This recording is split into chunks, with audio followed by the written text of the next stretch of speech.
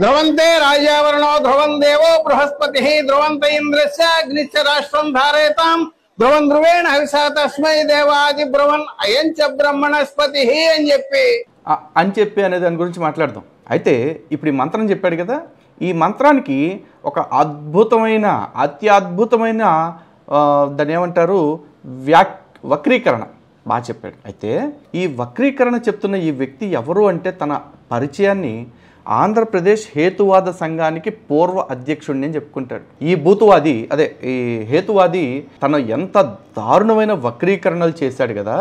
ఇప్పుడు మనం ఈ మంత్రాలకి సరైన అర్థం చెప్పిన తర్వాత మరి సుబ్బరాజు ఓకే నేను చదివిన పుస్తకాలు వక్రీకరించబడ్డ పుస్తకాలు కాబట్టి నేను అలాగే అర్థం చేసుకున్నాను, కాబట్టి సరైన అర్థంతో చదవలేదు కాబట్టి నేను యావత్ హిందూ సమాజానికి క్షమాపణ చెప్తున్నాను అని అంటాడా, లేకపోతే మొండిగా నేను పట్టుకున్న కుందేలు 3 కాళ్ళతోటే క్యాబరే డాన్స్ చేస్తుంది కాబట్టి నేను చెప్పిందే నిజమని అలాగే మొండితనంతో వెళతాడా అనేది కాలమే చెప్పాలి.